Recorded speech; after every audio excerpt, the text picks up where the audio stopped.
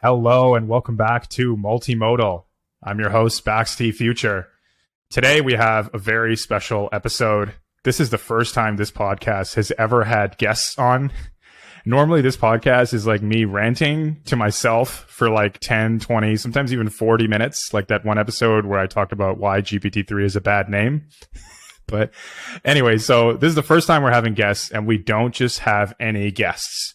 These are the official OpenAI ambassadors. I not only have one, but I have two of them here to speak with you guys and share their knowledge and obviously talk about the OpenAI Codex announcement and event yesterday and how they're finding it.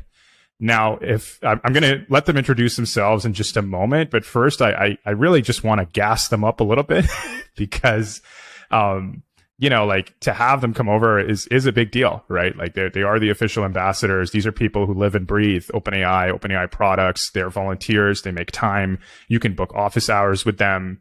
And it's not just the fact that they're OpenAI ambassadors, but they are, incredibly, outlier, tremendous people, right? So, very quickly, like Abran is not only just an entrepreneur, but in my view, as somebody in the OpenAI community, he's definitely a pioneer when it comes to social good, altruism. I believe, to my understanding, he's probably the first person to make like a GPT-3 app for a social cause in the first place. And so that's a tremendous achievement. And of course, Yash is not only a student, but just a hustler. Like he's got this awesome website, which is a great resource for people who are into GPT-3. And also, I think he's anything I've suggested as a demo or potential product, I found he's already made. So he's just raging code, executing. These are two people that you really want to know, you want to follow if you're into any GPT-3, any multimodal, any AI stuff. You want to follow them on Twitter. You want to engage with what they're doing. So anyways, that's me gassing them up. I could keep going. I'm going to cut myself off here. Abran, why don't you introduce yourself? Absolutely. Thanks, everybody. This is great. Thank you, Bax, for this. Co-founder of Create Labs Ventures. Create Labs does a number of things, including helping the underserved community get access to technology, whether it's just exposure to that technology, or opportunities to showcase their skills with that technology, doing project work. So over the years, we've pivoted quite a bit. Obviously, COVID threw a wrench in our physical events that we would do in person around technology. But the opportunity came during the pandemic, and everyone in the groups kind of said it kind of saved us, mentally and creatively for giving us something to really iterate around and ideate around with starting with GPT-3 and Codex. Yeah, for sure. Hey, everyone. Thanks so much for having me, and thank you so much for the kind words, Bax. I guess just like a brief introduction of myself. As you mentioned, I'm currently a student. I study software engineering at the University of Waterloo. Apart from that, I spend a lot of my time trying to just code up and experiment with a bunch of GPT-3 projects. Over, I think, the course of 2020, I've built a bunch of random side projects that use the OpenAI API that have been used by over 250,000 users, ranging from things that Bax mentioned about compiling a list of projects to summarizing scientific papers to a bunch of random things like that. And currently I spend a lot of my time thinking about ways in which we can make really compelling demos and products using Codex, which I'm sure we'll dive into soon. Yes. Awesome. So yeah, let's pick up right there. So even before we get to Codex, what did you guys think about the conference yesterday? I think it's really interesting. Yeah. Yeah, I think it's really interesting how, because we've kind of known about Codex for a while, I think I almost forgot how crazy all of this is for a little bit. And so it was really great to see everyone's reactions and just be reminded of just how incredible this is. I remember when we couldn't really talk about it, I was I can't wait until people know this exists. It's going to blow their minds. And I'm just glad we're finally at that point. Yeah. Abran, how did you find the event yesterday? Good. I mean, it was interesting to see how giddy they were of look how cool this is. They were geeking out, right? And you kind of saw it on their faces. Yeah. And I forgot, me personally, I've been so stressed because this has been homework for us of like how to come up with something cool in time for the launch. And you make something cool and you're just like, oh, that's not cool enough. And then you go on to the next thing. But then when you see people's reactions who have never seen this before in their lives, they're like, oh no, they still think it's cool. All right, so I can relax. So for one thing, I just thought they did a great job, like as an event, right? Like it was very professionally done. They had amazing audio. It was a great quality stream, right? I felt it was significant because it's the first real event that OpenAI has even done specifically for the developer community, right? Like at this scale, right? Yeah. I'm sure they had rehearsals. They had to come up with scripts. They practiced it endlessly, right? Because the crazy thing is when you're doing this kind of AI model, it can say anything at any time, right? And so the fact that they had to practice even the AI part, and the AI part could go wrong at any time, and they still pulled it off, was incredible. I liked the stage. Like it was all purple. It looked futuristic, but it also had like a 1980s like Technicolor kind of vibe. Did you guys get that or no? I was definitely impressed by the setup. I was like, where did they go for that? Did they have that in the office? Because it was definitely a professional setup for sure. They must have booked like a TV studio or something, right? Like it's they definitely went all out. I wouldn't be surprised if they hired like a production company or something. Yes. And of course, they even changed the homepage. Like in the same way, Apple, when they're doing a product announcement, they update the homepage to say we have a big event coming. OpenAI did the same. And I'm speculating here. I'm not an ambassador, but I just think internally within their organization, it took a lot of courage to put the developer-related content on the homepage and not the research one. Right? Like I think there's some sort of priority shift that had to change, some sort of, hard discussions, right? But I think it's really commendable because they really are putting the community and the developer culture first, right? And it's really exciting for us. We get these awesome products that are just so incredible, right? So, what was your favorite demo, Yash? Yeah, I really like the Microsoft Word one because I think it strikes a really great balance of being just technically impressive enough that developers can understand, and also being cool enough that non-technical people can understand the value of it really, really clearly. Yeah. And I think, like as more and more demos and products like that pop up, I think that's really kind of like the sweet spot where people can really understand the universal appeal of Codex and just how big this thing is. So give me an example. So what would you be working on for school? Let's say, right? You may or may not be using Microsoft Word for school, but let's say you are. What would you be doing, and how would OpenAI Codex help? Let's expand people's imagination. Like what's possible here? Yeah, sure. I think, when you have any sort of batch job on a computer, I think as a programmer, you automatically go, I can automate this. I'll just write a script really quickly and make it happen. So like the example they brought up was like getting rid of all of the spaces at the beginning of every line on a Microsoft Word file. But I think when you don't have as much of a programming background, you kind of just assume that this is just a bunch of manual work that's ahead of you, or you're going to have to do some really hacky workaround. And I think the idea here is now like you get non-programmers to start thinking about batching up their tasks and almost like scripting in a way through Codex. And so whatever batch work that may be, maybe you want to like do some large processing on a bunch of Excel files or a bunch of text in a Word document, like anything you can think of. And I'm excited about, non-programmers having that utility belt that programmers have had this whole time. Yes. Yes, Abran, what about you? What was your favorite demo yesterday? It was actually, I came across it on Twitter, was having Codex do first grade math. And Greg shared, giving it math problems and then showing how it computates the problem and lays it out with like, for one example, it was, Sam ate 7 cookies and Jane ate 2 cookies. How many more cookies did Sam eat than Jane? And you see the code breakdown of like Sam _ cookies equals 7, Jane _ cookies equals 2, Sam ate more equals 5, and that has such. I'm an ed tech guy, so this has huge potential for the ed tech space and just generating quizzes and tests for students and in real time. Yeah. I mean, in theory, you could integrate Microsoft Word and use it to conduct the tests, right?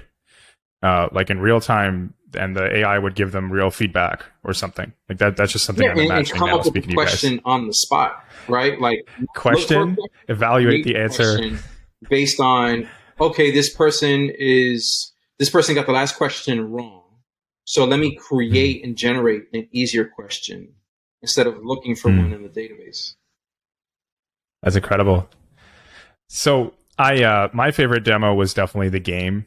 I think I saw, like, speaking of edtech, I just saw the potential of kids discovering this is possible, that you can make this 2D game, and it just blows their mind, right?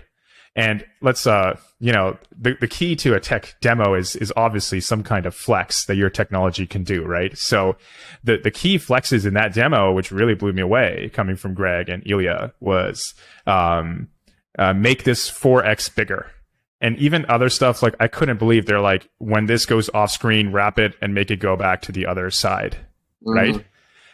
It was incredible. And I think there are definitely these highlights and memes that come out of every OpenAI announcement. So for DALL-E, which is sort of, it generates images, if you don't know, it generates images with text. And the avocado chair was like the biggest meme. Yeah. Right. And I just think from this event, that boulder falling on the guy, like, I mean, on one hand, it's a meme, but I also think it's just iconic, right? I think this is a demo that we will be revisiting in 10 years, like almost like the Steve Jobs demo of the iPhone in 2008. Me and Abran remember, I don't quite know about Yash if he remembers the iPhone, but did you guys get that similar vibe? Like my next podcast episode, I'm going to be comparing, OpenAI to Apple in terms of their influence and impact in the tech industry. Did you guys feel like it was up there? I mean, I feel it for myself, but I always struggle when I try and convey that excitement to other people who don't get it. You know what I mean? Everyone gets what a phone is and does. Not everyone gets this. Even folks that are, that I know in the space, that in the tech space, they're like, wait, so what does it do again? And I'm like, they're just not seeing enough clear examples of like, oh, wow, this is a game changer, Yeah, I wasn't, as you kind of mentioned, like the iPhone coming out was a little bit before my time. So I'm not sure what the initial public response to that was. Was it like clearly obvious to them right away that this is like the next big thing? Was it like a slower rollout?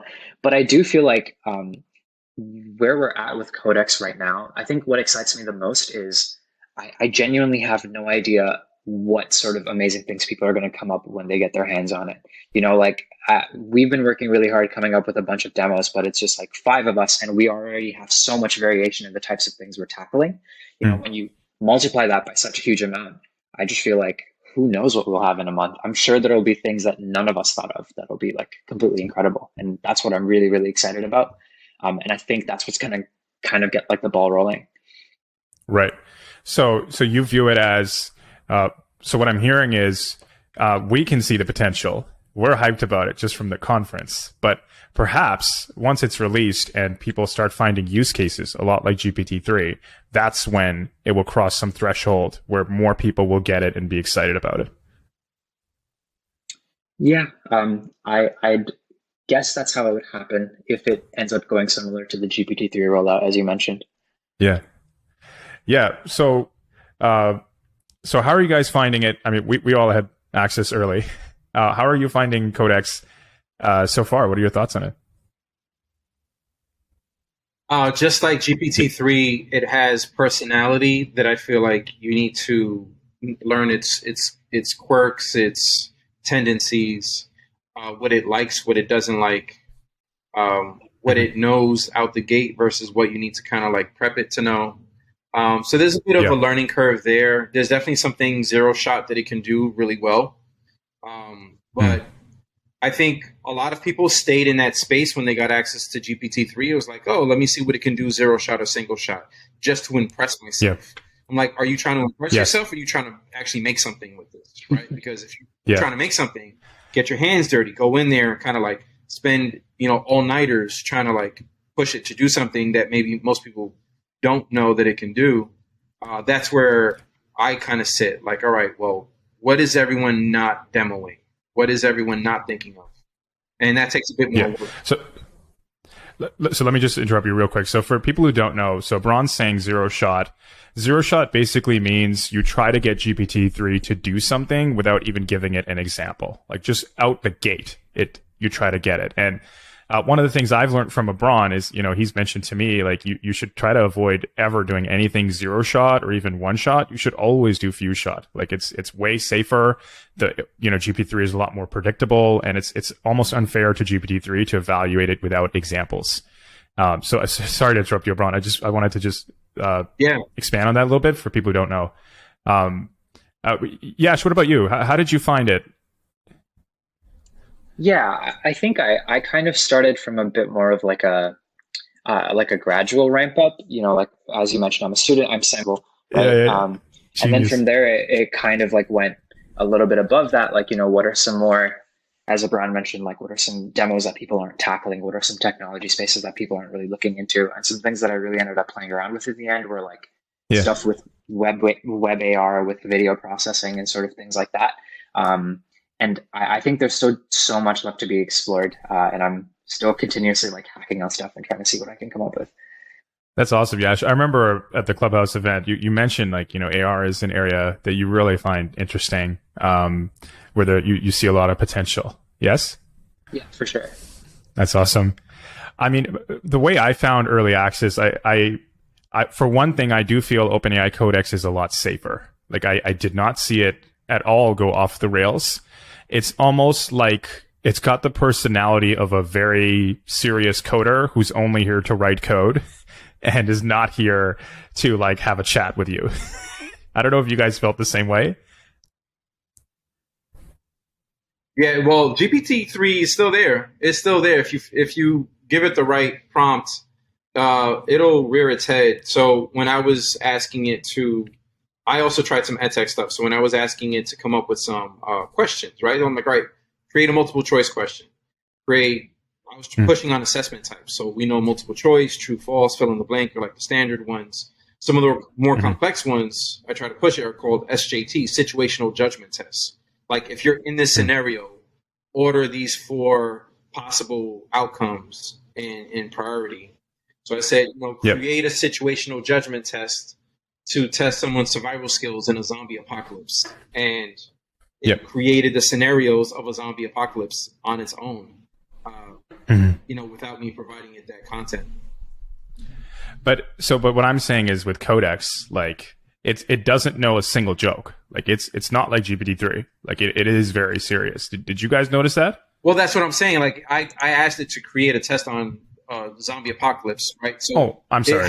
I'm sorry. This was Codex. This was Codex you asked, not GPT-3. Okay. So this is Codex. And sorry.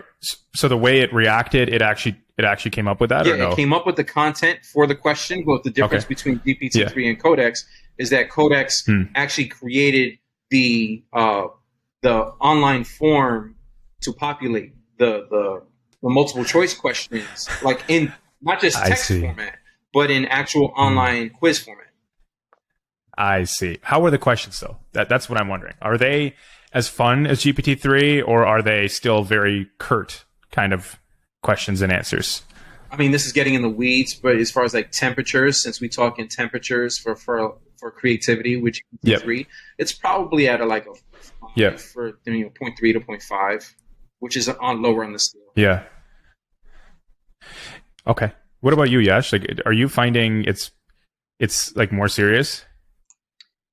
Yeah, I guess kind of jumping off the theme of edtech, the way I've kind of been using Codex as a workflow tool for school is it kind of automates the whole process of like Googling specific syntax questions and like trying to find the best answer on Stack Overflow, which has been really useful whenever I work on like just learning any content for school, specifically related to programming.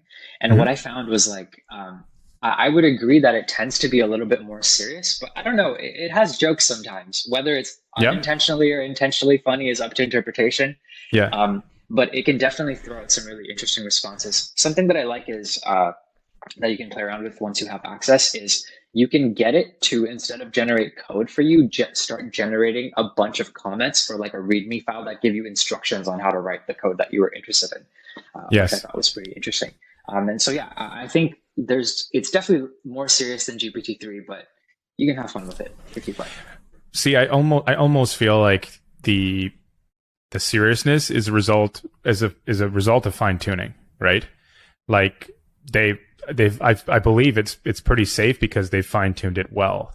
And that's why it tries to just stick to business, which is writing code, which is what we want anyways, right? But in theory, I'd love to see more use cases combining both GPT-3 and Codex, right? Like it should be like a workflow where GPT-3 writes the copy and then that copy is sent over to Codex and then Codex writes the code. That'd be pretty interesting, right? Yeah, I think one thing that I want to do, so I have an approved app. We still haven't launched yet. We're still in the final stages of releasing the beta called Hustle Maker, where we got GPT-3 to generate startup ideas, right? It's an idea generator for startup ideas based on your interests, either your experience or your interests, just keywords, things that you like to do, your passions. So taking that startup idea generated by GPT-3 and then feeding that idea, that website idea, to Codex to see what the output is. Let's go. Too. Right now, yes, the build is definitely already there in some aspects. So I'm also, reaching out to Sharif to like, why reinvent the wheel if there's a way for us to partner. But there's definitely ways that we're thinking about like taking it to that next step by having a good marriage between GP and Codex. Dude, imagine like all three, man. Like you got Dali coming in. Yeah. You got like it's the crew, man. This is the crew. Like you got semantic search on top of it. Yeah. I mean, it's our fault for not being more articulate about how crazy this is when we explain it to people, because they're like, "What are you working on?" I'm like, "It's up at like this is just crazy," and they're like, oh, "So well, it's crazy to you." So if this is kind of funny, right? So have you found it's hard to explain what OpenAI Codex even is? Like I said in my previous podcast, like I've even been calling it GPT-3 for code, which is so funny because if you don't know what GPT-3 is, you're like really lost, right?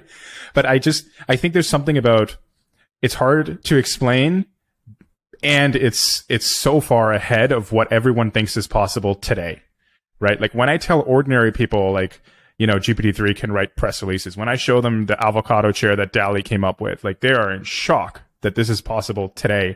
No gimmicks, right? Like it's not like typical tech overstatements, right? How are you guys finding like just explaining what it even is to people? Man, I don't know about you, Yash, but I suck at barbecues now. Like anytime I'm I'm at a cookout trying to explain to people the AI work I'm doing, I'm like, I lose the crowd instantly. Yeah, man, me too. But I think, I don't know, the magic with Codex is that I agree it's like a little harder to explain, but if you pick the right demo, it's really easy to demonstrate just why it's so powerful. And I think most people can kind of get it. And I think like that's something that I was really focused on, sort of like leading up to the rollout of this thing, was like, how can we find demos that sort of hit that sweet spot where everyone can kind of understand? Because what I'm most excited about with Codex is, like I'm definitely excited as a more technical person about all the ways we can improve my workflow, but I also just want to see what happens when non-technical people with like a large variety of perspectives get access to this thing and start like hacking away on stuff that they maybe couldn't before. Yes. And I think that's really important to me. So I really hope we can figure out how to explain this in a way that makes sense. I want to underscore that because that's something me and Abran we have real common ground about it. Like, like it's just this idea that like, I don't think for OpenAI products, the opportunity is just like typical Silicon Valley engineer developer kind of people. Like, I think it's the non-technical people. When they get access to this thing, that's when we'll see what's really possible, right? That's because they're so, what's the word I'm looking for? They have no pre-biases. Like they have no conception of the old generation of technology, the ways that I do, right? Like what I found is I was biased towards OpenAI Codex because I was treating it like GPT-3. So I had not even a technical bias of the past. I had the bias of the last language model, right? Anyway, so the non-technical, I agree with you and I'm sure, Abran, you're the same way, right? Like the opportunity is far greater for people who are non-technical. I think our technical community is just too niche for it to truly go viral just within our own community. I think for this to really go viral, it has to strike a chord with the non-technical community to be like, oh, okay, I get it now, right? Like, look at this thing. I mean, I'm on TikTok. That's what I see on TikTok too. Like, I follow a lot of the AI talk creators where there's a lot of people posting a lot of AI automation tools on TikTok, and it's doing something magical. It's Alicia's talking heads, or it's, copy AI. It's doing something that people think like, wow, how is that even possible? So, as soon as some of these demos that we created, or that Greg or McKay or even Sharif created go, into these, social interwebs, you'll start to see people start to get it. Yes. So real quick, I'll share some experiments I ran quickly. So I wrote like solving climate change with code. Like I tried to get it to come up with code that would solve climate change. Obviously, like it didn't do that, right? Like it when it doesn't know, I feel like it just prints out whatever you asked it and shows it back to you.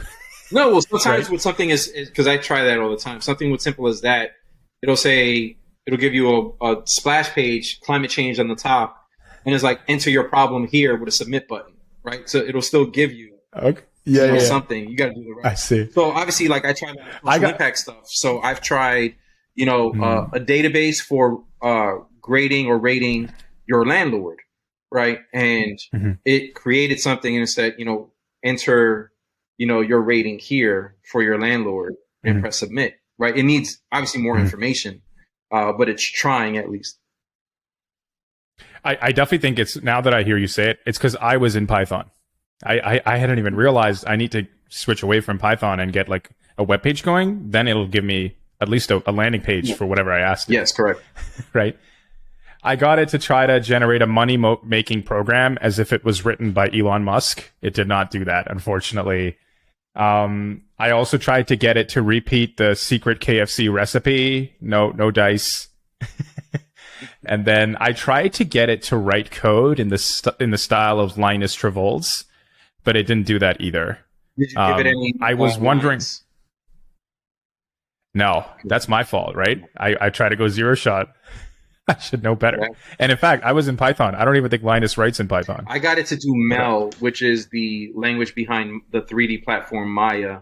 But I gave it, I got it to create polygon shapes, 3D polygon shapes. Yes. That me and my 3D engineer, he had Maya open. So I'm like, all right, give me what a triangle is in Mel. And then I said, all right, give me a sphere and give me a helix. And it gave me a dozen different shapes, polygon shapes in Mel. And I gave it to him. I said, all right, now run it in Maya and see what we got. And we got an amazing 3D helix and amazing 3D pyramid. But we did start by giving it, at least one line. I see. Yes, I can't believe I'm making the same mistakes of the past. Like I should know better. I tried to, I did similar results. So Blender, the 3D program, has Python built in, right? And it did okay. Yeah. It did okay. And of course, I don't know how formally it was trained on that kind of stuff, right? So it's just incredible. So let's transition a little bit here. So I'm checking my notes. You mentioned this idea of zero shot code generation. So, Yash, how do you feel? How far are we? How close are we? Do you think that's the dream, or do you think the way it is even now is like, obviously it is very compelling, but like, what are your thoughts on zero shot code generation? I think it's possible depending on your use cases and also like the scope of the problem itself. If you're trying to write like, I don't know, reverse a linked list, not to get too technical, it will definitely do that with zero shot. I think the other thing with zero shot as well is a lot of the use cases kind of end up being sort of Codex's equivalent of like human in the loop with GPT-3, wherein you can do things really quickly with zero shot and then quickly review the code and then just iterate quickly like that, similar to sort of like the workflow with GitHub Copilot. And I think zero shot has like a really great place there. And then, for the right use cases, if you can make it work, zero shot is always the way to go if you can get that to do what you want. Yeah. They mentioned in the conference that they have a sort of a test benchmark, right? And it's, I believe, a series of coding problems, right? And they were saying it has a 37% groundbreaking accuracy, right? I would love though that, it's a benchmark for zero shot everything, like an entire web app, like an entire game. You know what I mean? Like no human in the loop. What do you think, Abran?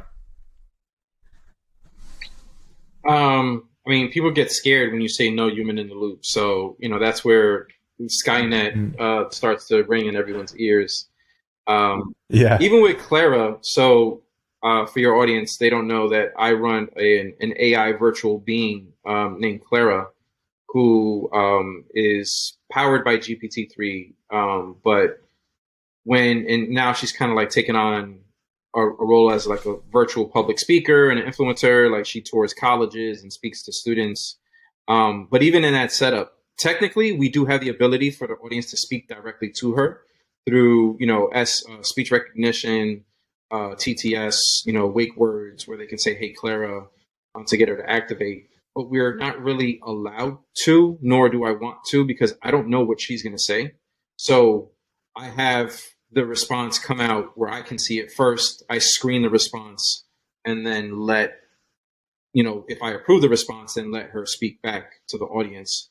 It kind of adds a latency to the live experience, but it's an important one. And I imagine that the same thing with this, like, you don't know what it's going to generate. It could, as we call it in the OpenAI community, it could hallucinate. Mm-hmm. I honestly, I agree, and I also disagree with you. Like, I think the fine tuning on Codex is very well done. Like, I actually think you could let far more people into OpenAI Codex, that beta program, than GPT-3. And also, Greg was saying in the conference that he's excited because Codex may be used to make real decisions, right? For all of these computer programs. So I don't quite know if they'll value human in the loop as much. I think the temperature is a big test of that. I think because there isn't a temperature gauge, we could really make it think out the box and get creative. That I think it's going to be easier to regulate for sure and keep within the guardrails than GPT-3. GPT-3, when you set that temperature all the way up, can get kind of crazy. Yeah. So, Yash, you briefly mentioned GitHub Copilot, and I want to ask you, like, as a programmer, how did you find it? How did you find that? Not necessarily OpenAI Codex, even though it's powered by OpenAI Codex. Yeah, to be honest, I haven't spent a ton of time using it. I've kind of just been in the Codex playground, to be honest. But okay. In the little bit that I have used it, and from like speaking with people who have, I think it's like a really, really great productivity tool. And you could kind of like batch programming into two distinct types of work. There's like the fun, creative type of programming, and then there's like some of the more tedious setup type things.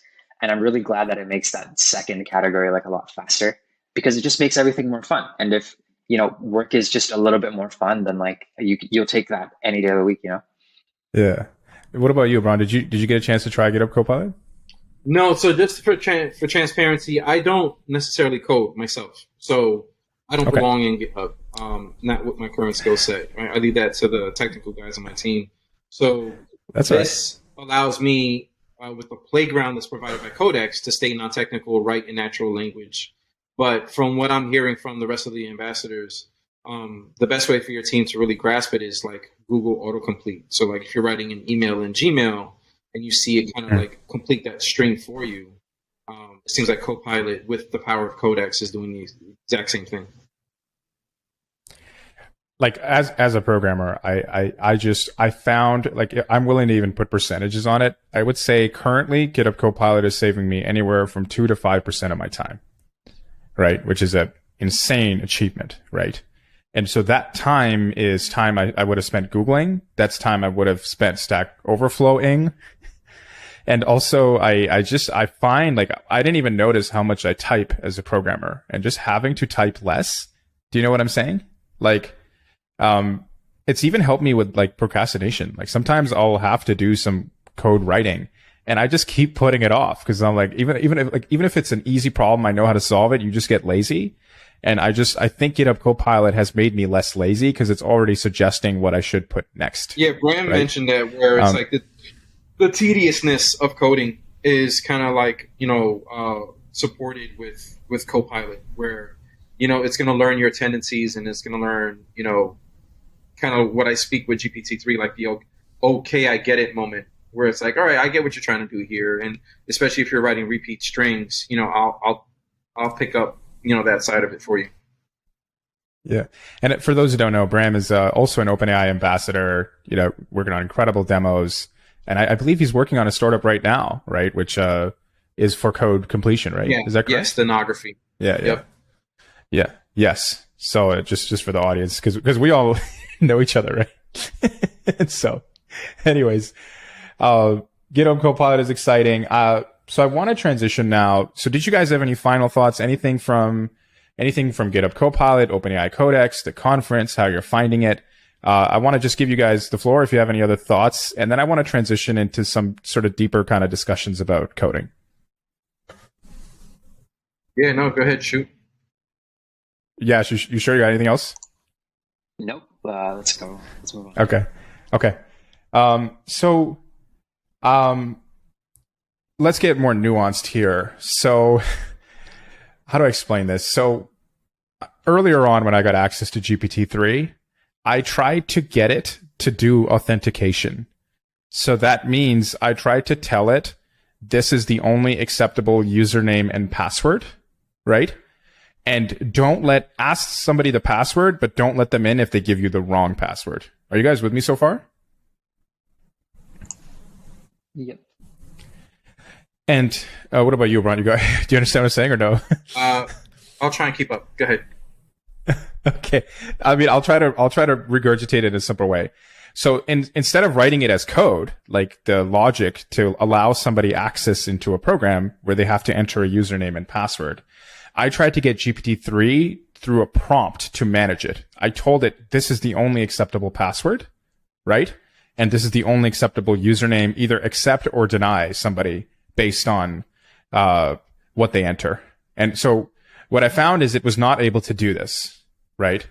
But I'm on a high level, I think OpenAI Codex is a step backwards because in theory, we could have GPT-3 prompts that are in English, right? And GPT-3's intelligence is the program. So you would have an API call to GPT-3 whenever a user is trying to authenticate, right? Instead of writing the code. Does that make sense? I don't know if that's too... Well, like the part of it where you say that it doesn't do well with GPT-3, GPT-3 doesn't like rules, where Codex might like rules better, right? Like GPT-3... That's a great point. Is, they say, like non-deterministic. So I create like subject matter expert chatbots with GPT-3 where I'm not creating Siri or Alexa, where every time I say, hey, Siri, I want it to answer in the same exact way every time. Where if you're speaking to a human expert about a particular knowledge-based topic, you don't want them to be repetitive with their answers. You want them to use nuance. You want them to use their expertise to give you the same answer 10 different ways if you ask it 10 different times. So it's not going to stay within certain parameters the same way as maybe Codex might. But I haven't tried it with Codex, so I don't know. That's a great point about just GPT-3 is not good with rules. If it was good with rules, could you see, like, what's the point of writing code? Do you know what I'm saying? I'm not sure there necessarily even has to be like that distinction there because as we kind of like alluded to before, I think as apps get really, really complex, we're going to start seeing really, really cool stuff when people start combining these APIs together. So why not send in a prompt to GPT-3 and then have it query Codex, for example?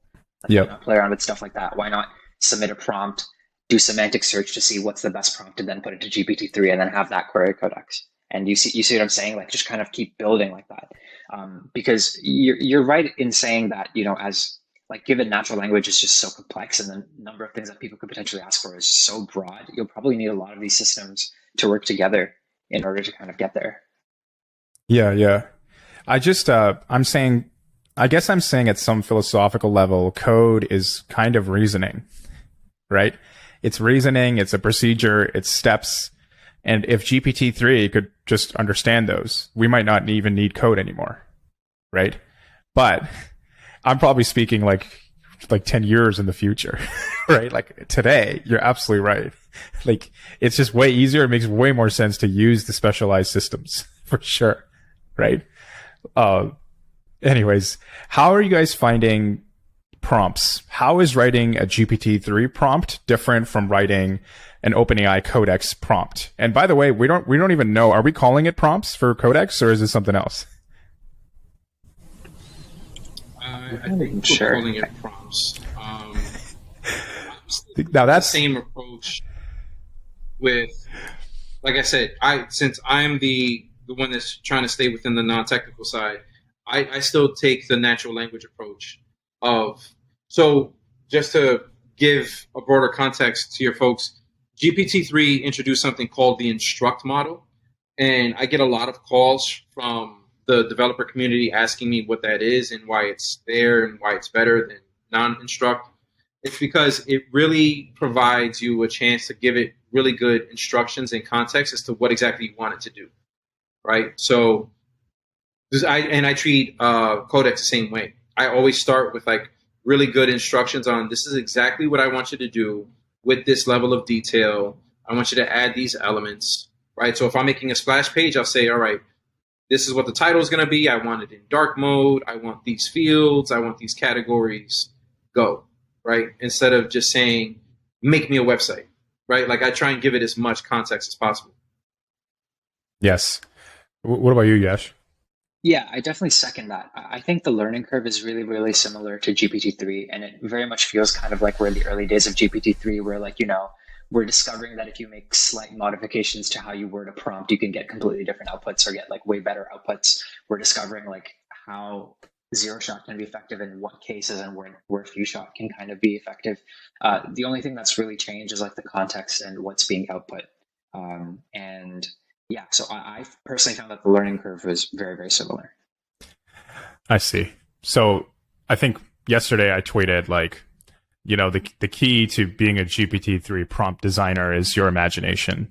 And that's my belief, right? Like I think when I'm doing a GPT-3 prompt, the more imaginative I am, the more I'm like a writer, like a pure writer, the better outcomes I get, right? But I think with Codex, I still do need to have some nuances as a developer, and I don't think my imagination helps that much. I think like my role, I see it more as breaking down, like Abran was saying, like instead of saying, make me an app that's Uber, like it's more like you need to tell it specific steps and evaluate the steps and review the code written, make sure it's what you want and modify it appropriately, right? But there is something as well, like GPT-3 kind of just gets it, whatever you're talking about.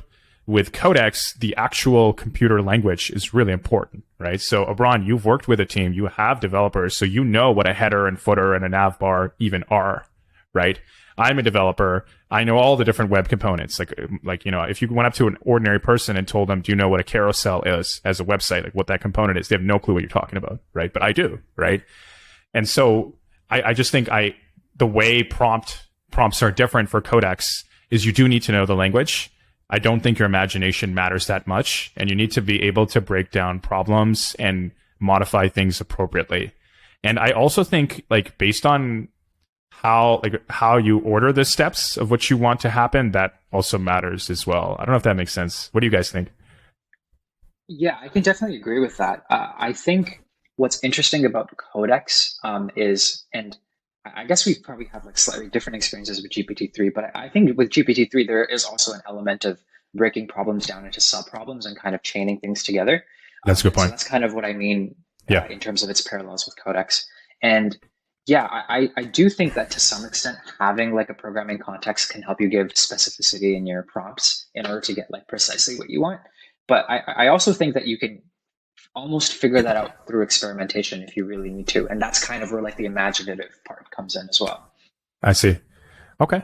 And now that I think about it, there is some imagination, right? Like when you're saying make it 4 times bigger, that's something a programmer would never think to say, right? But you just try it. And like I mentioned it earlier, like when they said the highlight for me was when they said make the human in the game wrap around the screen. Like a programmer couldn't dream of ever writing that, and they just wrote it. So you're right. Like maybe there's imagination, or maybe I don't know. Like you can't have any preconceived notions in the same way with GPT-3. You got to roll in and pretend.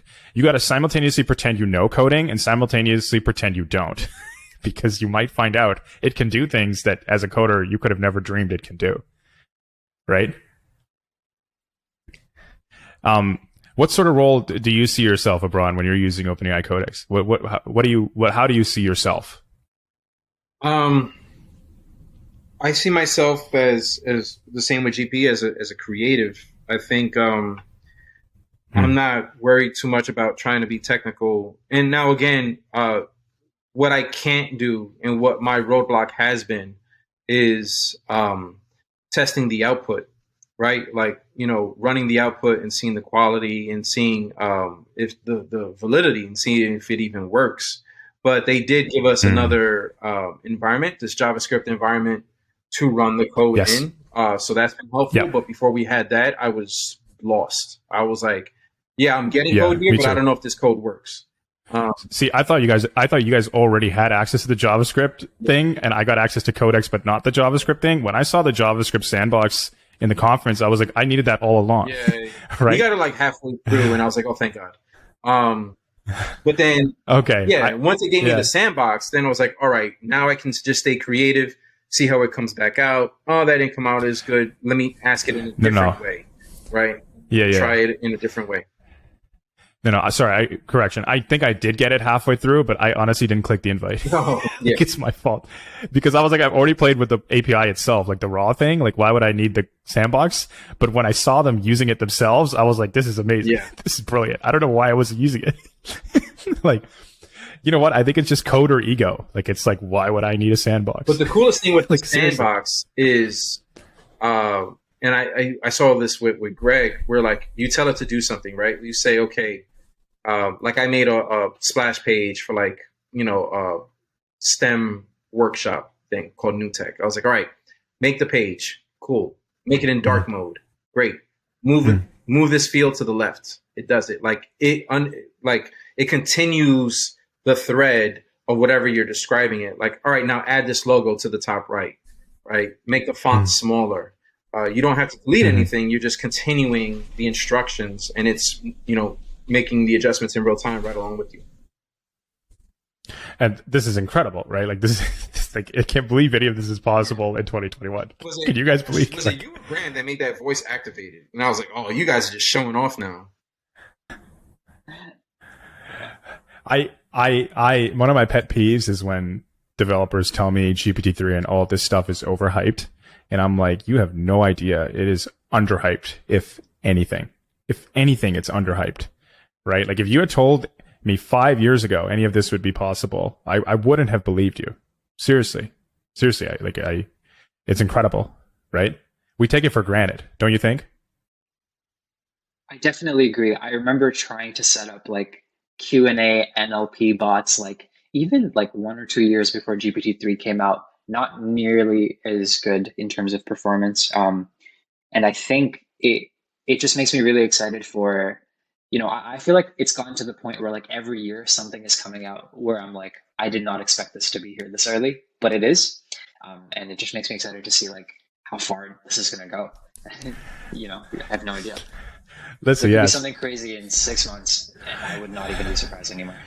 You're so lucky you're in school right now, because I program for a living, right? So you'll have like, how many years do you have left? Like 2 or 3?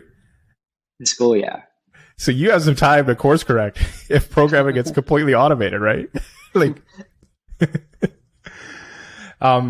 So that was awesome. So I wanted to tell you, so there's 2 different topics. Which ones do you guys want to go first? So first, I want to talk about near-term implications of Codex, things that I can foresee. And the second topic is just my personal journey with programming. So which one do you guys want to do first? Yeah, we could talk about your journey. We'd like to hear more about your journey. Let's talk about you, Vax. I mean it because like it's not just my journey, but I think it's more like the journey I think every developer will go through by using Codex, like for real. For one thing, I'm starting to appreciate, ever since I even started using GitHub Copilot, that I actually feel I'm limiting myself by coding. Like I feel like my potential is greater than writing code. I don't know if you guys felt the same way. Well, I don't know if me and Yash are going to get into the same debate as me and Bram did. We got into Yash. Me and Bram got into a little debate around the importance of coding versus using tools like this, and are people going to? It came up yesterday. We did a talk yesterday, and someone asked, like, "Well, I'm just starting out. Should I keep on this path now with stuff like this, or should I, kind of like deviate from this path?" Um, I think we're all in agreement that like this is just going to be a tool to enhance you, whether you know code or not.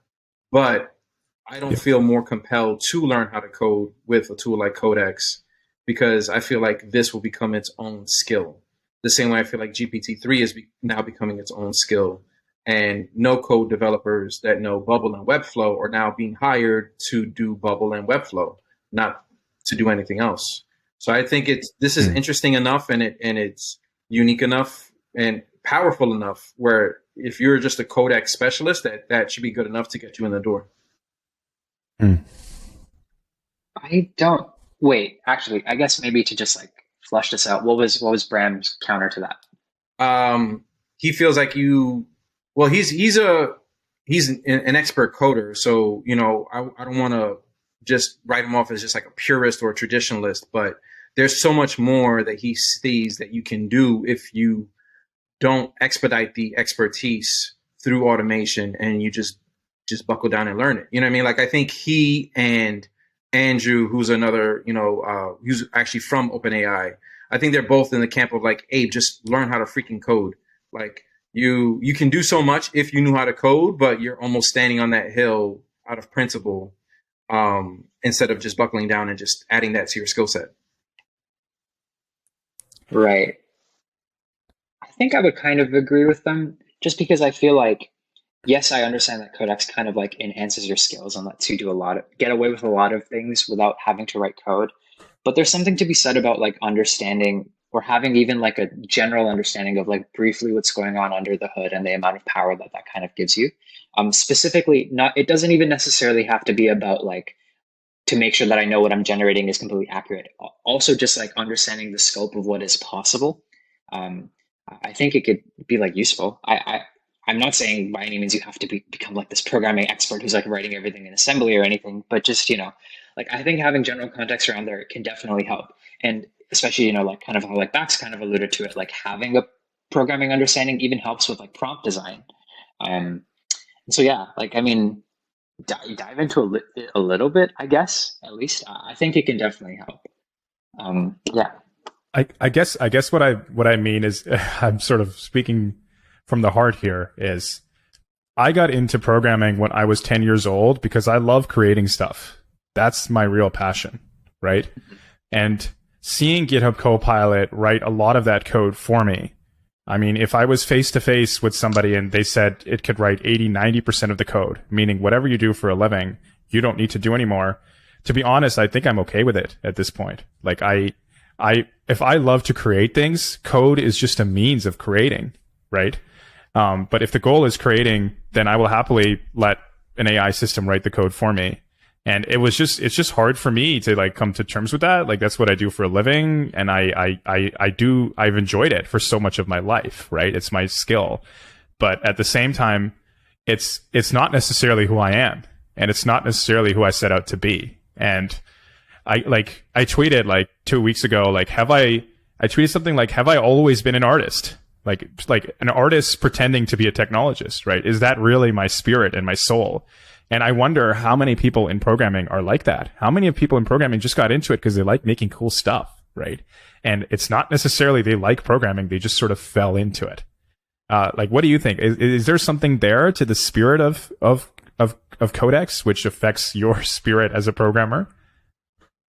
That's a really interesting one. And it's definitely a conversation I've had with a few other people as well. I feel like, when you say that coding is just kind of like a means to being creative, you can definitely extend that to any discipline, right? Like, why are you practicing scales on a piano so that eventually you can make music? Why are you learning React so that eventually you can make web apps?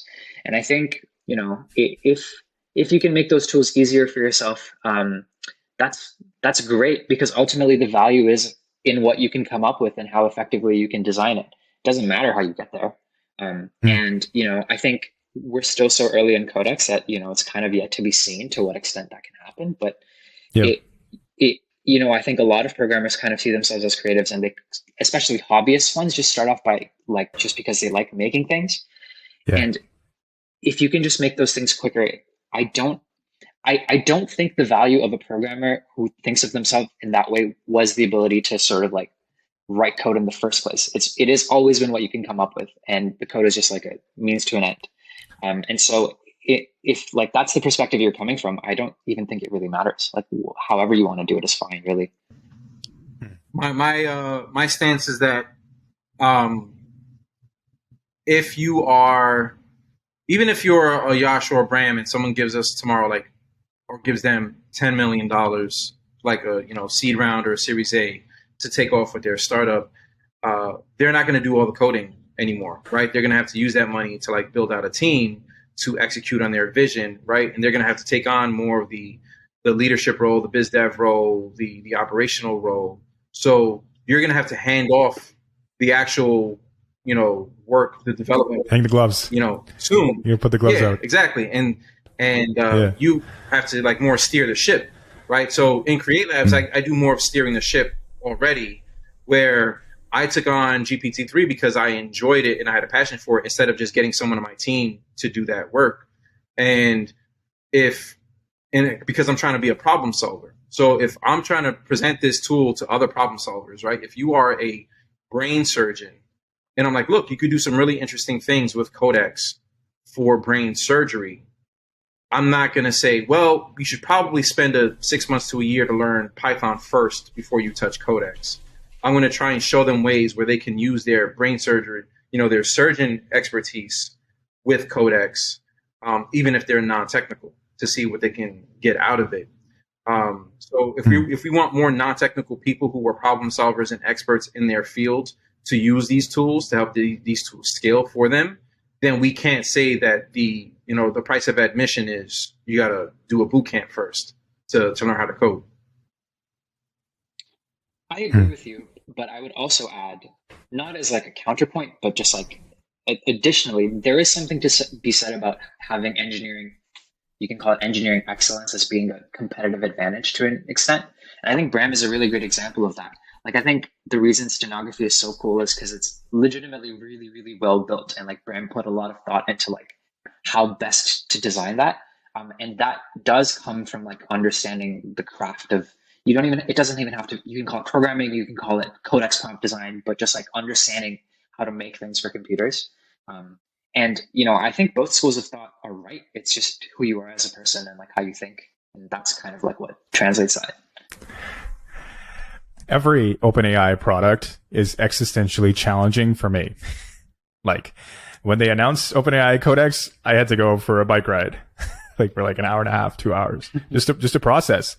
And I think I tweeted something like that. I think I wrote every time OpenAI announces a product, it is I really need time to process. So this happens. I've seen this happen in other fields. So with DJs, really, DJs went through this process, right? So I know a lot of DJs because I came up in the music and entertainment and the hip hop world, where the purists were oh, look at these guys. They're not real DJs. They use Serato, right? They just walk around with a laptop. They don't walk around with carts and carts and crates of vinyl records, right? But then after a while, those DJs were man, these crates are getting fucking heavy, right? So they were it's so much easier to just walk around with a laptop than it is actual vinyl. So I see. I'm still a DJ. It's not belittling my crafts, and I'm probably going to use Serato a little differently than someone who just started out DJing on Serato without starting with vinyl first. But now you see that traditional DJs that still use vinyl do it in certain settings when they still want to exercise that skill. But if they're just getting booked for a wedding, they're not bringing crates and crates of vinyl. They're just bringing, a laptop to do that gig. So now they see it as another tool in their arsenal, and 50% of the time they're using Serato, and the other 50% they're doing vinyl. So this is why it's so good to have you here, Abran. You actually have some wisdom to bring to the table, right? Like you've seen some stuff, like you lived an actual life, right? Yeah. Like, no, but I guess what I mean is in the tech industry, like, I don't know, like nothing really impresses me a lot of the time. Like honestly, I tweeted today, like every phone is unimpressive. I wrote something like that. Like they've just given up on innovating. Like every phone, it's the same thing, a little bit different every year. And it's like they've given up. It's like they've forgotten the identity and soul of the tech industry. But OpenAI, like, going back to what I was saying earlier, like I think it's the Apple of our time. Everything they do is a world earth-shattering event for me. I don't know about you guys. And it's unique in the tech industry, I feel. There's not a lot of companies that make things that are this exciting, that have this many implications for everybody. Yeah, I'm just grateful. I'm grateful to be in the crew. We really we get along, and we have a good chemistry. And even yesterday when we did our talk, like there are definitely certain questions that I couldn't answer that I kicked over to Yash and Russ and Bram, and I just think we feed off of each other with ideas. And what talk is this? Was this an event? We just did I did a tech talks with Chris Chang on Clubhouse. Oh, cool. So we just did a talk with Tech Talks yesterday. Word. But Word. Like I'll have an idea, someone else will have an idea, I'll bounce an idea off of you. Bax, I had some great talks with your friend Kamal. Like there's others in the community where like we found our people. You know what I mean? Like we all found our people where we all understand a certain technology, and we're all trying to help each other, get better at it. Mm-hmm. Yeah, and I think something really interesting I discovered around when GPT-3 was kind of new was like, I was able to get the coolest ideas when I showed it to my friends who were the most different from me in terms of like their life experiences and sort of like their profession, because they were able to like point out things that I had never even considered as like things to try. And I think the group that we kind of have gives me a similar vibe, because everyone has such a different background that comes from so many different perspectives. And like to kind of circling back to that point about getting non-technical people access to Codex or like access to writing code, I think that is the crux of it, is like, I honestly have no idea what will come out of it, but I'm sure it'll be something really different that I never thought of, but it'll be really, really cool. And I think we've kind of found like a way to sort of make that chemistry work here. Yeah. And definitely the community is unlike any other community I've ever been a part of, right? Like I think there's so many people with so many interests, so many backgrounds. Like it's not like a hive mind, so much. I love just communities that are very interdisciplinary. Do you know what I'm saying? Like artists and programmers, you know what I mean? Scientists, stuff like that. And it's not I want to like, I mean, I see it as a challenge. Like even now, like as we're talking, I'm seeing Greg throw up, the co-founder of OpenAI. He's just throwing up more and more demos of like, damn, other people are in the community making out these crazy demos, and I see their demos like, oh, now I need to get back into the lab, because like, not that they're making demos better than mine, but I'm like, it's just a challenge. Like, oh, they made that. Well, now I want to make this. The bars. Let's raise this bar. Yeah, of course. It's collaborative. This is a creative scene. Like I think this is history here. Like there's all these people, like it's people. This is people jumping in the dance circle. That's what this is. Right. So I wanted to, there's just one other point talking about programming, and then we can talk about near-term implications. I personally believe coding as we do it now is heavily shaped by human limitations. So for example, like our need to break stuff down into smaller problems. A typical program will have a typical like website backend will have like a utils.py file where you put all your utilities, having to name stuff in functions, even having to use variables. These are things we write code. These are things we need for ourselves. Does that make sense? But AI could theoretically fit an entire web application in its memory, right? And so I think long term, if we're talking about research and the nature of programming, I am interested in coding that doesn't look like a human wrote it. I'm interested in coding that like an AI specific kind of coding, something that it's interpretable only to AI. Because there's no reason for AI to write human-like code. Does that make sense? Not really. I definitely see where you're coming from. Yeah. I just think like that human in the loop thing is still a pretty important part of it right now. But I can see what you're saying, like long term, for sure. Yeah. Like it's going to be human in the loop for a while. I think so. And we need to find it, dude. We need to find another word for all of this stuff. Human in the loop. Like, I think that should just be a GPT-3 thing. This is just like a developer cooking. Like, this is just like the process. You know what I mean? And like, likewise, I don't think it's a prompt. And, you know, I made a whole podcast episode about why I hate the term prompt engineering. I've been very vocal about it. And maybe we should come up with another word for it, like for Codex kind of prompts. Like, I don't know. We could call them Elias. Like, we could do whatever we want. Right? Like, and maybe there should be some distinction, right, between a GPT-3 prompt and an OpenAI Codex prompt. Certainly GPT-3 is nowhere near as real time as the sandbox can be, right? Just putting it out there. Yeah. So what are some near-term implications you guys can see from Codex? And I mean not necessarily on the social humanities side, like a lot of non-technical people. I mean, like, even from I'm saying as a developer, what are some near-term implications you can foresee that it could mean for the developer or for the code base? Yeah, if you go first. Sorry, go ahead. Yeah. I mean, the obvious one is, you know, with stuff like Copilot, you'll probably have to write less code in order to get to where you want as a developer. I think some of the more non-obvious ones are, once we get more non-technical people access to this thing and like sort of set up and onboarded, we'll find like new use cases. Like, okay, what I'm kind of getting at here is like when you're sort of new to programming and you're kind of getting into it, there's like this small subset of like really, really common side projects that people sort of try as like their first project, like whether that's like a to-do list app or like a calendar app or like whatever. And what I'm interested in seeing is when we give non-technical people access to Codex, what are like the clusters of projects that they're inclined to build first? And what are they inclined to build? And like, what is the like hello world or the to-do list of the non-technical programmer using Codex? And that's going to be really cool.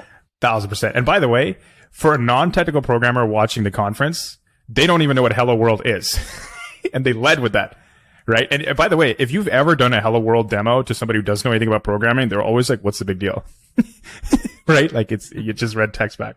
But yeah, and so what do you think it could be? What do you think will be like the starter projects? My hunch is games. I just think people will make games. That's something fun that anybody can understand, that they can't believe, and it sort of gives them a taste of coding.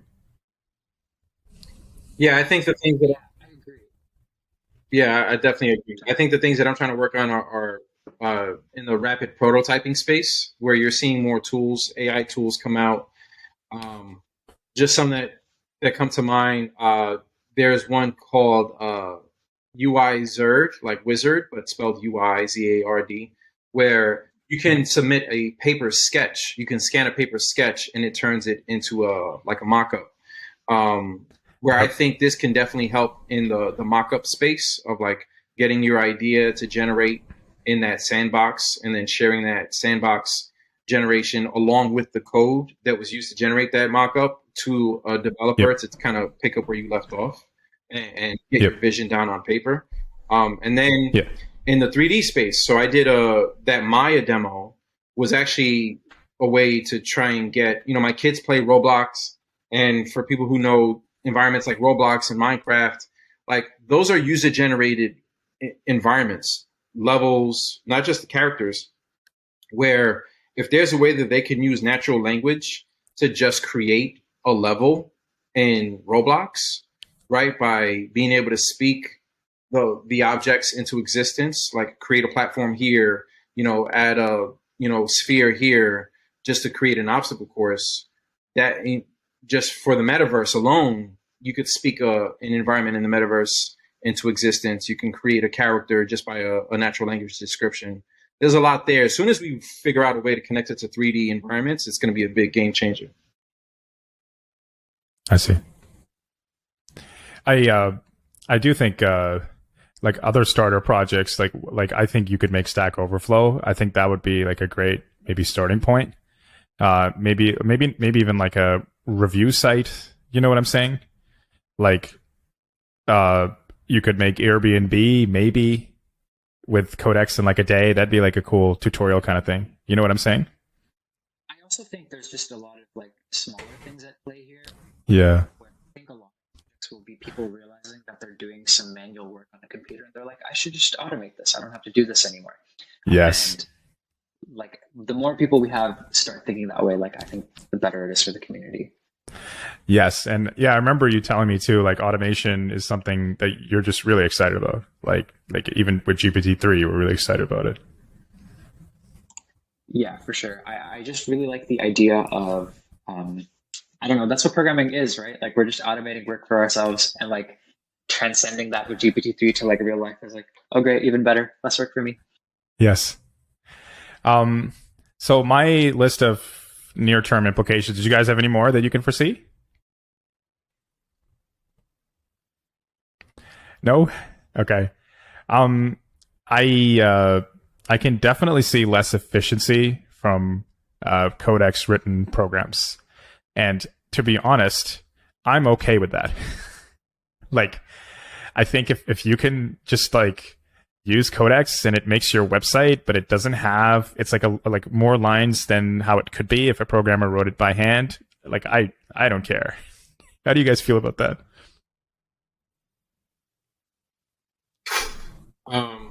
Yeah, I mean, I'll let Yash take this one because I don't work in that space. I see more, like, there's so many implications beyond just the rapid prototyping and the 3D that I mentioned that I'm trying to work on every day, especially for ed tech and social impact, that I think is going to be a tee up. But, you know, Yash can speak more on the developer side. I don't know. I'm a little unsure about that just because I don't really know how it's going to play out yet.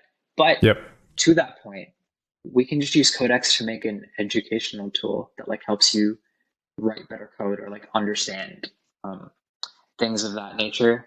And maybe that can like help people like sort of understand better what's going on under the hood. But I'm not too sure about if we can just like throw best practices out of the window just yet. The thing is, man, like I think tech is driven by speed. It's not just speed, but there's so many tickets and stuff that just needs to get done. And by the way, for a long time, like especially for desktop programming, they haven't cared about efficiency at all because they know RAM will just improve every year no matter what, right? So there are existing examples where stuff was thrown out the window. And I mean, the trade-off is basically it's between efficiency and speed. And look, I'm not saying Codex couldn't write great, efficient code. Perhaps it can refactor code, right? I haven't even tried it. That'd be really interesting, right? Like imagine you gave it a whole program and it made it just fewer lines, far more effective, you know? But until then, I'm okay with the trade-off. I can also see web design changing. Like if enough people use Codex, I can foresee essentially the attitude is you're putting in these lines of instructions and all these components just get dropped in, right? Like that's the attitude. I can see a new class of programmers that have this sort of drop-in component mentality, which would change how a website looks, because they're not editing it in a code editor in the way that we used to in the past. So I can see websites just looking different. That's what I can. That's one of my loose predictions. And I guess the last point was just the real-timeness of Codex, especially the sandbox. Like it's just an experience. I don't know how you guys found it, but writing code in that thing is unlike writing the instructions and it writes the code for you is unlike anything you've ever experienced. Is that correct? Oh. Yeah, I remember in our first meeting when we first got access to the sandbox, we kind of got it halfway through the meeting, and you could kind of tell that as soon as everyone got that link, everyone was kind of half paying attention to the rest of the call. We were all just kind of like playing around and like, yeah. and I think that's like another part of it is like it just makes it so fun to write code, even though you're not actually writing the code. And that's such an important part too of like the playground is if it can make it enjoyable, I think it'll get it'll draw in more people. Oh my God, OpenAI implodes their own meetings with us because they're like, hey, everybody, so we have a new tool for you. And here it is. Yeah. And then no one is paying attention to that person anymore past that point. You see everyone just glaze over looking at their computers, just, playing around with the tool. And they're like, all right, well, so I lost you all. So we're going to end this meeting now. Just the idea that I'm writing English and the code is appearing on the right, unbelievable. It's like unbelievable. My latest demo, right? I did that. So I have friends. Well, my business partner with Create Labs, the co-founder, also works at Triller, and they run Versus, which is like these live hip hop events. So I'm like, oh, it'd be cool if there was like a Triller app where the audience can like judge, the performance. So I was doing that live in Codex by just writing out descriptions of what the app should look like, and I'm panning with my phone to the right and showing like the instant output. Oh my God! As I'm writing it, and just the impact of that, the effect is crazy. Yeah, it's insane to see. It's a lifetime experience, just like GPT-3 Playground, But the real timeness is a really interesting idea, right? Like, what if coding can become like more like jazz? Like it's almost like improvisational. Do you know what I'm saying? Hello and welcome back. Sorry, it looks like we got disconnected there.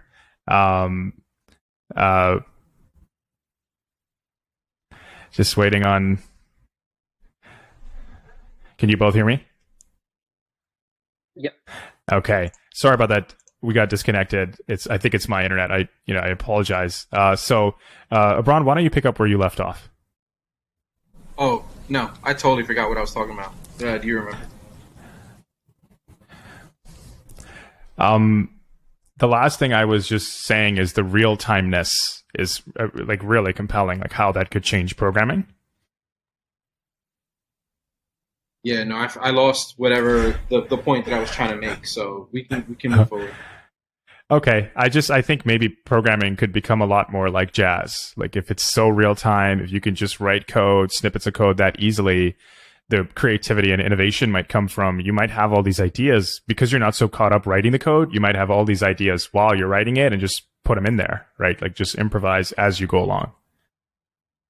I mean, for me, I could definitely see myself thinking that way, but I don't know how people who code think, and if they think in that way as they write the code. I think about it more from as being a communicator, that I just got to try different ways to communicate with it. This is similar to GPT-3. GPT-3 is a lot about how you communicate with it. And a lot of my time that I spend in the office hours with other developers is helping them become better communicators about the things that they're trying to do. So I usually stay within that realm, but I don't know if writing code is the exact same, parallel. I think kind of to that. It's funny you bring that up because like being effectively communicating with your code is also like a problem that programmers talk about as well. And it's kind of interesting to see how it's kind of just become abstracted like one layer up almost with Codex, which is pretty interesting. And I think like it kind of like goes back to the point of how in some ways you are kind of thinking of like similar things when you're writing Codex prompts or like writing code. One just kind of happens to be faster to some extent. Well, there is something about modern day programming that it is, you have to plan. You have to make a wireframe. You have to make the design. If it's a company, you have to get all these approvals. Product managers need to speak with this, the chief product officer, right? And only then, then it will enter the sprint plan and have all these tickets, and people have to complete those tickets. Do you know what I'm saying? And there's like a 2-week schedule typically, right? And a daily stand up. Perhaps OpenAI Codex can reduce a lot of the formality and the risk, and because everything right now in programming is a function of cost, right? Like what's the best use for our engineers who we pay so much in their time? Perhaps we'll need less planning and be a lot more liberal and let people just make it, and like we'll decide. if it's good or not, and add more features in on the fly, right? As opposed to the formalities and the bureaucracy that we have now. And I think even as like a hobbyist, if you can get your ideas out there quicker, the quicker you can sort of like iterate and like figure out what it is actually what you want. I think something interesting that comes up for me, I don't know if you have a similar experience, is I think I have an idea going in of like what sort of project I want to make. And then as I play around with it and as I discover new things, that idea kind of transforms into something maybe completely different, maybe slightly tangential. And like, I think that process of like building is in some ways already connected to like ideation. And so with Codex, you can just do that faster and like discover new things much quicker. I see. Yeah. Imagine that mentality though in a whole company, right? Like imagine everybody's like that, what it could mean, right? Instead of the formalities we have now. It's just a really interesting idea.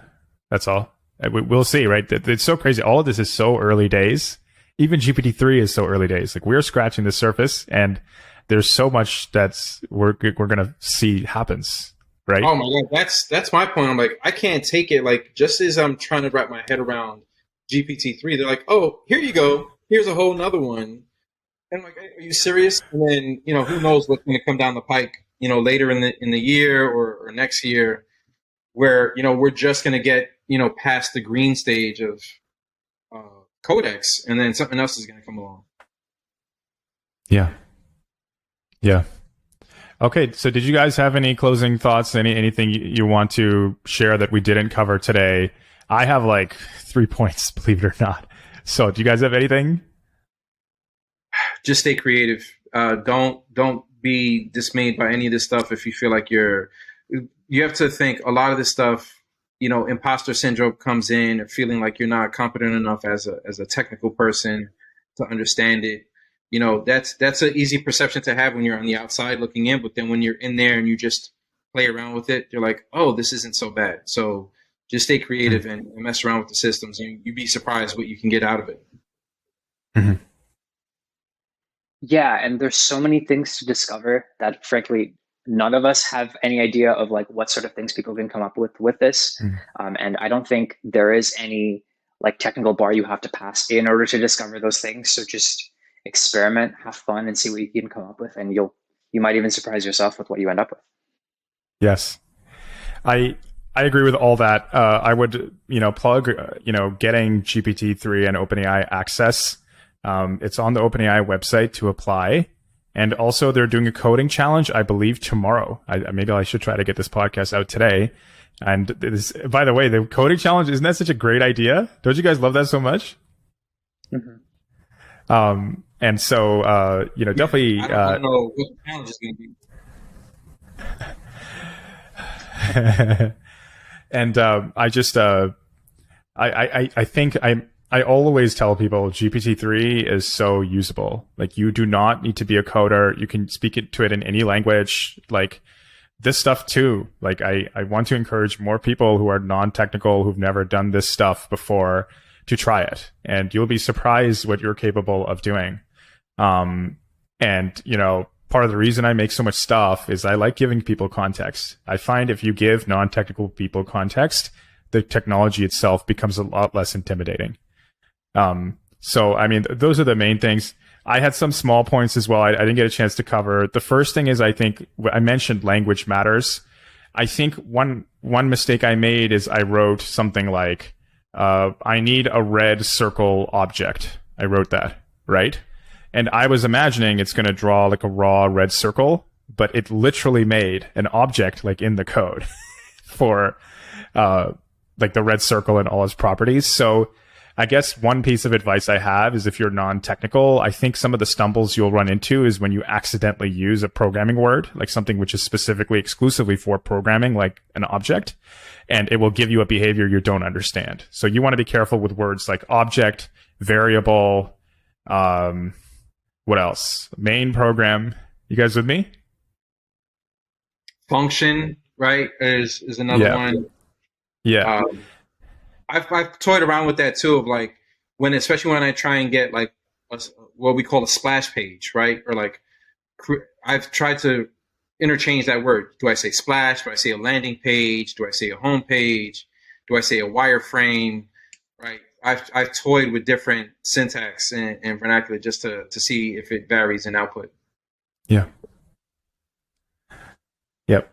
Yash, any comment or no? Yeah, it is really similar to GPT-3 in that way, where like small wording changes can make a big difference. And so definitely play around with that. Yeah. One other point I had is like, look, I really, I agree with you, the Microsoft Word thing. The partnership with OpenAI and Microsoft is incredible. I don't think we would have OpenAI, to be honest, like all the stuff we have now, if it wasn't for the partnership with Microsoft. I'm excited for people to make stuff on top of Word. But I tweeted this a long time ago. I said, if Microsoft was really into OpenAI kind of stuff, they would integrate GPT-3 into Microsoft Word. Like that would be a game changing move if we're talking about the community and exposing people to the power of large scale language models like GPT-3. And look, I'm hating a bit. I apologize. Again, I'm grateful to Microsoft and I'm grateful to OpenAI. I understand these are companies, like they're businesses. There's a lot of stuff behind the scenes that goes on. Maybe they've talked about it, but I like floating ideas out just to see how the universe reacts. And I just think GPT-3 integrated into Microsoft Word could be game changing. That's just my opinion, though. The last thing is I am interested in what people build on top of it. I get a good hunch with something to do with Chrome extensions, and also I get a good hunch just maybe there might be an ecosystem that gets built here, like people sharing their different pieces of code that were generated and, sharing what they know, exchanging them, reusing them. Did you guys think of something similar?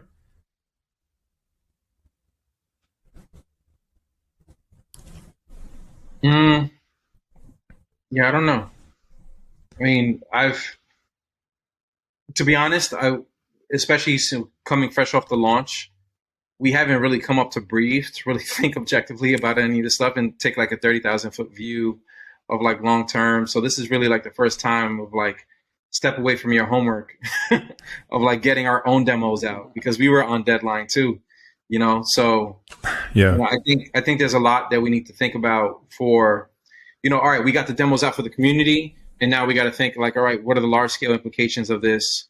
What kind of educator role should we play for the community from a business standpoint? What are the things that we can develop for the business or help other people vision for themselves? Like what business implications are there right now versus down the line?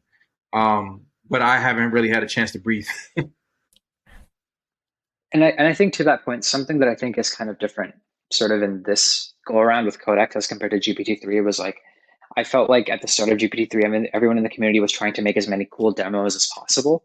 Where I was like, what I'm kind of seeing now, like initially, is people are thinking a lot more about like, what are the use cases that are going to stick around and be here for a while?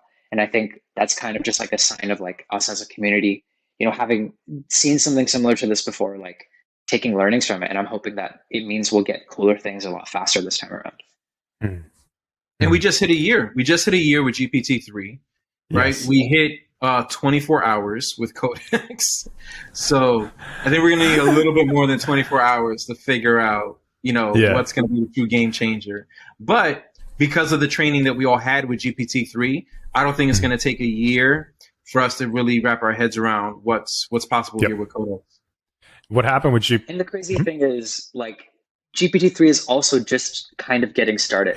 Like, there's so many use cases there already that probably exist that we haven't found yet. And so it's funny to talk about it like, oh yeah, that's the old thing, and then now we have this new thing now, even though that's like barely scratching the surface too.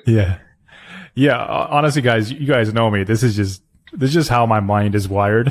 Like, I'll see anything and I'll be like, what does this mean for like 2, 5, 10 years from now? Like, it's just that's how I think. But I haven't forgot about GPT-3. I still love GPT-3, and I'm starting to love Codex. It has a personality of its own, but I am enjoying it. I'm enjoying it. I even enjoy Github Copilot. I would, if you told me today you can't use Github Copilot anymore, I would not be okay with it. And even if they told me you got to pay $20 a month, I would pay. I don't know if you guys are the same. Yeah. I mean, that's a good sign. Yeah. Yeah. Something's working. Yeah. Anyway, so one last point is I recommend everybody go read the OpenAI Codex research paper. Obviously, this will give you some understanding of OpenAI Codex itself, how it came together, the research behind it, and of course, what's really exciting is they're doing research into the social implications of what it means. Like, what could it mean for programmers and their living, for example, right? So, I just want to plug that in there as well. That everybody listening, go check it out. So, final chance. Any points you guys want to share? Anything that we didn't cover? No, this was great, man. Thank you so much. Right. Yeah. So thanks for having us. No, it's my pleasure, man. Appreciate you guys. So I'm not joking. Everybody listening to the podcast, you're going to follow both of these guys everywhere, and you're going to learn from them. And when you get access to the OpenAI beta, I want you to reach out to them and get their advice, because they've helped so many people. They've seen a lot. You know what I mean? Like they can give you those little nuanced pointers that can help you go a really long way. They've contributed a lot to the community. I am not an OpenAI ambassador. I can't imagine how much you guys put into just helping people, in the purest sense. So, Abran, why don't you go ahead? You got anything to plug? You want to just share your socials, anything like that? Yeah, you can follow Create Labs. Our main platform is Instagram for Create Labs. You can follow me on Twitter, just at Abran. And if you, with the old guy, with GPT-3, if you need help there with developing, if you get access, or if you need help developing, an MVP or with prompt engineering, feel free to reach out. But, we like to focus on social impact as well, and any projects that you contract us for, we're always trying to help young aspiring people take on that work and get their hands on this technology as well. So there's always a give back, even with the client work. And what about you, Yash? I mean, yeah, just come say hi if you have access to the beta. Just come book an office hour and come say hi, even if it's just you have this like really cool, strange idea and you're not sure what to do with it yet. I'd love to talk about it with you. Let's see how far we can take it. Those often end up being like the most interesting and the most fun calls. Just, anytime you want to reach out, I'm also on Twitter. Feel free to message me there. Anything you want to talk about in regards to building stuff with this tech, I'm all ears, and I'd love to help in any way that I can. Awesome. Yeah, make sure let's in the Twitter thread we have going, send these links. I'll put them in the podcast description and the YouTube description as well. The podcast notes and the YouTube description. Send that over. I'll put it in. And I think honestly, I appreciate you guys being here. And again, I learn a lot from both of you, even just passively on Twitter. So I really recommend following them on Twitter at least. I think you'll learn a lot. And the moment you follow people like Abran, like Yash, Bram's unfortunately not here, but if he was here, the moment you follow these people on Twitter, you are exposed to the total inside of this whole world, right? Like what's going on? What's everybody thinking about? Where is it going? You follow these people if you really want to be in the know. So I can't emphasize that enough, and make sure you check out the projects they're working on. So anyways, thank you guys again, both sincerely for being here. You guys are my first guests. I appreciate you biting the bullet. And that's it for this week. I guess I'll see you in the next podcast. Multimodal by Backsteve Future is available on every podcast place: Apple Podcasts, Google Podcasts, Stitcher, Spotify, Pocket Casts. You know about my newsletter, bakztfuture.substack.com. I share behind the scenes stuff, other ideas I have, random things I'm thinking about. And you can follow me on Twitter at bakztfuture. Thank you so much. Have a great day, night, evening, morning, wherever you are, whatever you're doing in the universe, whatever you got planned. If you're trying OpenAI Codex, I hope you're having a lot of fun. Thank you so much for listening. Bye. Take care, yo. Thank you so much. See ya.